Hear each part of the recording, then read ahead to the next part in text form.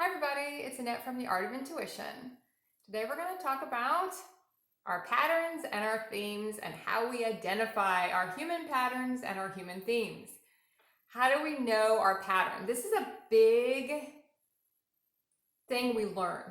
The more conscious we get, the more we start to hone in on our patterns and our themes. Now, there are some people that have similar themes and patterns, and I have noticed that people in my life that have been in my life for a while will have a similar theme and pattern that I have. So sometimes you can see it because the outside is always going to mimic the inside, right? So we look outside and go, okay, what's going on in here? Then I'll know what's kind of going on in here. Or you go inside and go, okay, what's going on in here? But sometimes when we don't really want to look at it, or we don't think it's us, we can see someone going through a pattern outside.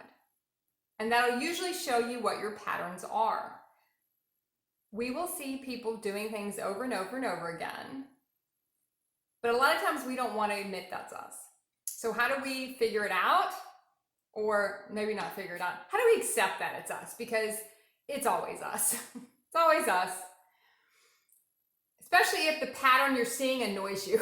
If you are annoyance by watching someone loop through something, chances are you got something matching going on. It might not be in the same type of thing. They might be going through a loop in their finances. You might be going through a loop in a relationship, but the energy behind the loop will probably be very similar. So it's always the energy behind the situation.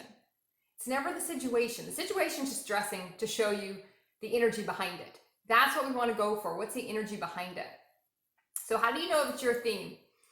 Or if you're just looking at somebody else's? Okay, one, it annoys you. We talked about that one. Two, when you start asking your universe to help you with something, you start asking for help. Now, some people that are still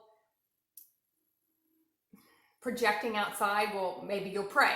You know, if you're still looking at something outside, that's still in a sense looking at something outside, but still recognizing something more than you, higher than you in a sense, even though it's really you. We just haven't embodied it yet. When do you ask for help? When do you ask to be saved from a situation? You will find you've been asked to be saved from similar situations time and time and time again. That's when you know it's your theme. It's your pattern.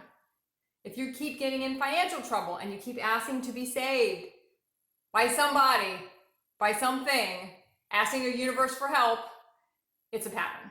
If you keep getting in the same relationships and you keep asking to be saved, it's a theme. So what do you keep waiting till you get to desperation? You're not getting out on your own. You keep looping through it and you get desperate and then you want something to come in and save you.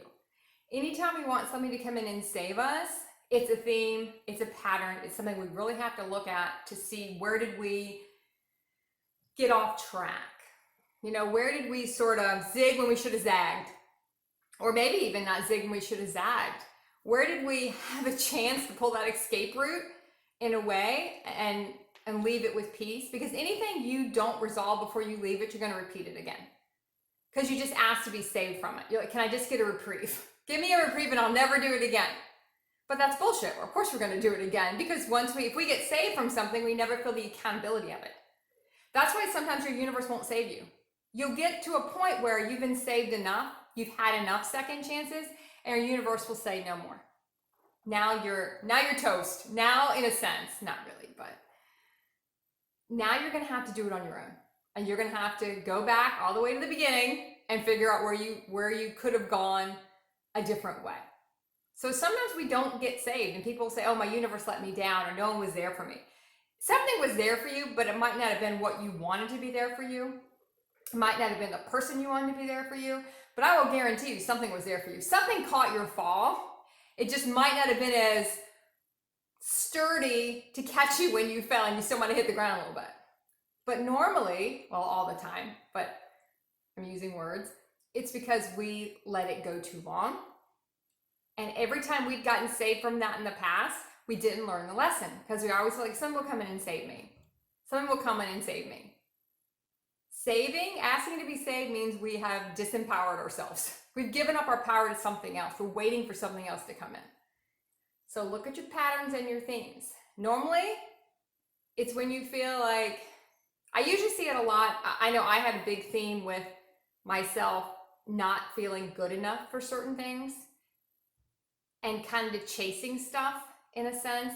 Chasing, like a lot of times people will use credit to do that. I used to do that. You know, you're kind of always behind because you use credit to do a lot of stuff you really don't need to do. And you kind of always feel behind and always need something to come in to kind of save you. It's just looking and being honest with yourself. Honest with yourself about where do you keep getting trapped, in a sense. Where do you keep getting to that point where I should have zigged and I zagged and I keep doing the same thing? Don't wait for a universe to let you touch the ground. You don't want to do that. From someone who's done that, that is not optimal in a sense. Look at your patterns and your themes. Don't judge them. Don't be mad at them. Just acknowledge, oh yeah, look at that. I've done this a couple of times. This is the theme and a pattern I have. Why do I feel that way? What's really going on? Normally everything gets back to fear. Fear of survival, self-worth is still a fear. But look at what you keep repeating. Look at what someone outside of you is repeating. Look at what you're judging someone outside of you repeating. It's going to be a good test. Look when you ask to be saved. Look how many times in the past you've asked for something to come in and save you because you just wanted to get the hell out of it and you had buried yourself so far in you couldn't get out of it. Our human does some tricky things. It even tries to disguise the theme and the pattern into something else, but we still find we're acting out the same way, but maybe not in the same situation. So good luck with all that and keep practicing the art of intuition.